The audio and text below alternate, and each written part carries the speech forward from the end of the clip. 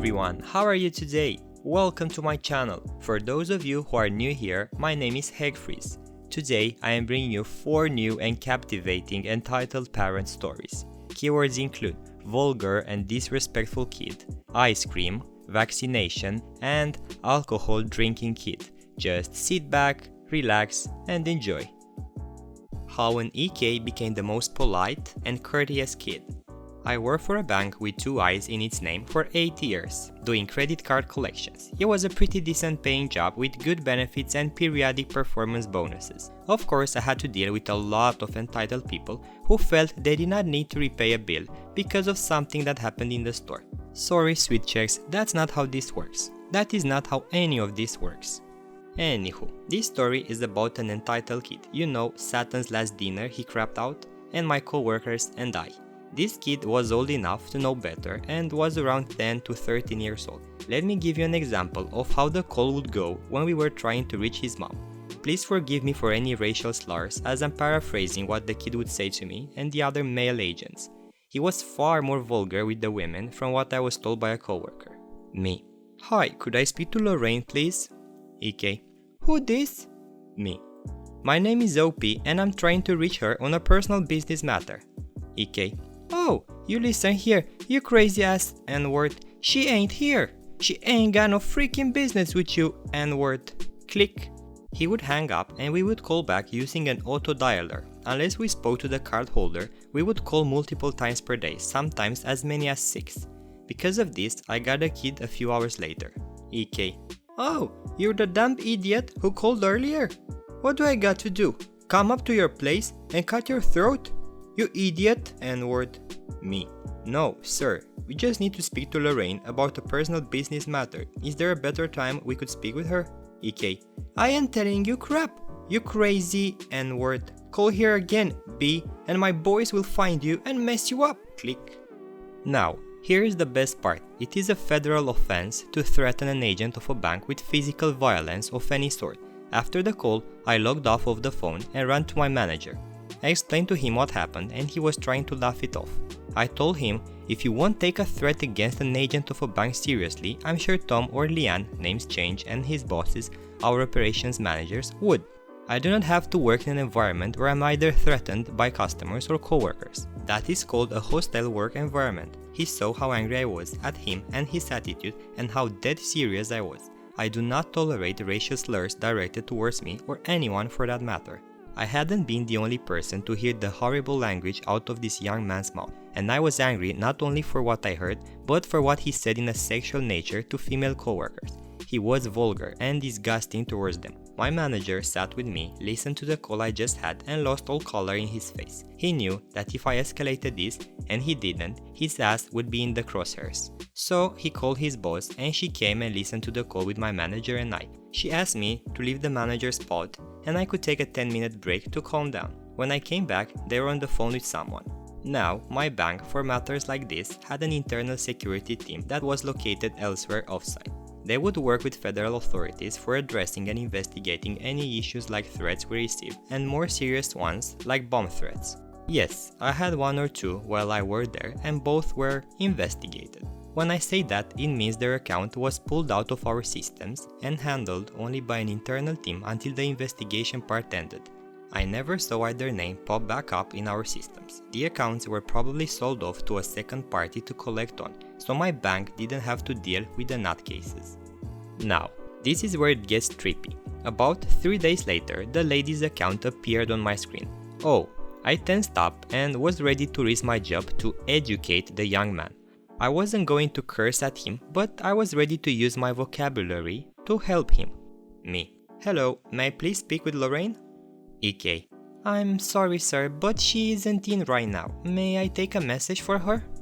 I was shocked and unprepared for such a calm, composed and polite response compared to what I heard a few days earlier. This young man thought that because someone was trying to call his man on a dead, he could talk to them however he pleased. What likely happened is our internal security team either involved the FBI, local police, or found where mom worked and spoke to her directly. They would have also had a copy of the recorded calls and would have heard what he said to me and the other agents. My former employer recorded every call and would retain them for each collector placing or receiving a call for up to a year. I'm sure the conversation was along the lines of a typical entitled parent. I just wish I could have heard or seen what was said to the mother. I'm pretty sure it was something like this. EP. Oh, my son would never speak to someone like that. You're just saying that to try to extort me in order to pay my bill. Her balance was around $1,000 and it was not that bad. Security. Ma'am, your son threatened an agent of our bank with physical violence and said some very sexually explicit things to several female agents who were there too. We are just trying to resolve this matter with you before we have to involve the authorities. EP. F you. I ain't scared of no cops and no one is going to touch my son. Security. Ma'am, threatening an agent of a bank, regardless of your son's age, is a federal offense. We will not be calling the local police but the FBI to investigate this. And they would of course receive copies of the recordings we have of your son not only threatening several agents but saying very sexually explicit things to the female agents whom he spoke with. All we're asking is for your son to speak to the agents of our bank courteously and professionally. If we hear such behavior does not change, we will be required to call the FBI. EP. Fine. I will talk to my son, and you can be damn sure no feds are going to come for my boy. Security. Thank you, ma'am, for doing that. Now, miss, would you have an email address we could send you copies of the calls to so you could hear them?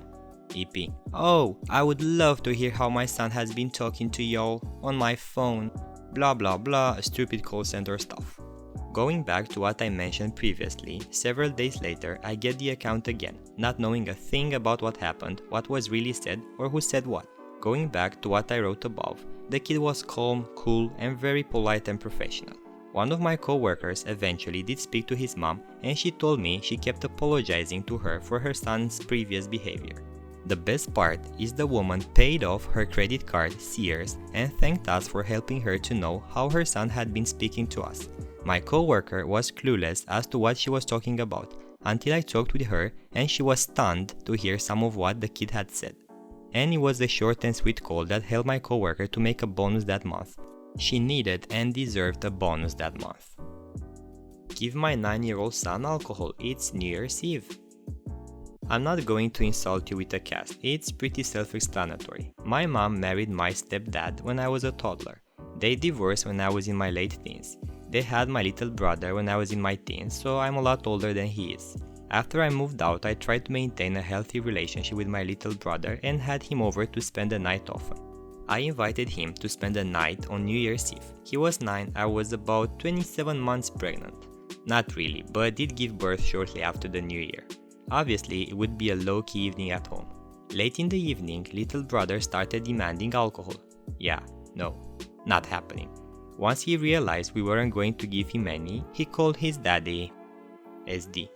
Why are you excluding my son? Me. We aren't, no one is drinking, I'm freaking pregnant. Besides, he's 9 years old, I'm not providing him with that. SD. I decide what my son gets. It's New Year's Eve and you will give him something to toast with. Me. No. You can come get him if you want, but I'm not catering that demand, it's ridiculous. 30 minutes later, he's banging on my door. SD. Here, I brought my son some beer and champagne. Me. What part of this did you not understand? He will not be drinking in my home at age 9, New Year's Eve or not. SD. But he wants it and I brought it. Problem solved. Me. Nope. You either leave with the beer or take him with you. SD. How dare you tell me how to parent my son? Me. Obviously someone needs to. Think it's time for you to go. There are so many stories like this, it's insane. Now my brother is pushing 30, never really had the job, is a heroin addict and, you guess it, daddy pays for it. Yet somehow it's everyone else's fault he is not successful. I did end up reporting him to social services a couple of years later. Wish I would have done it sooner. Entitled parent tells me not to vaccinate my children because they'll get autism. EP. Entitled parent, me. I was walking into my local clinic to get my son vaccinated. I opened the glass door to the building when I feel a tap on my shoulder. Enter EP. EP. So your abortion failed? Me. thunderstruck by rudeness. Excuse me? EP. Well, I can tell you're going in to get him vaccinated, which can only mean that you want him to die. Me. What I do with my children is my own business. Now, please get out of the door. By now, she had walked in front of the door and I was blocking it. EP. No, I refuse to stand here while you murder your child. Starts typing a phone number into her phone. Me. Listen, your beliefs aren't my problem, and I would rather my child get vaccinated than have the chance of him getting an illness. Please, get out of my way. EP. Backing away from the door. You're lucky that I have to go home to my daughter, who will live her life unlike your son. I went in and got my son vaccinated, and I saw her waiting for me outside even though she said she had to go home. She scoffed at me as I put my son into my car. After that, I got in and drove away. EP tried getting in front of me and got karma.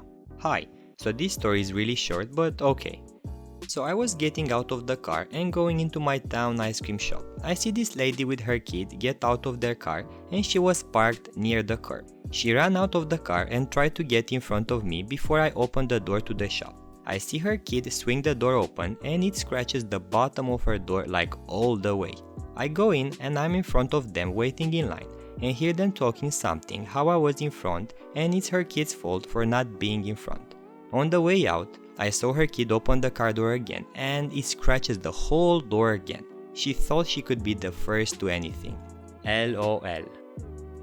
There we go guys. That was everything I had for today. I will be back tomorrow with a new video. Let me know which subreddit you would like to see here on my channel. Also, don't forget to leave a like if you have enjoyed this video and subscribe. Peace.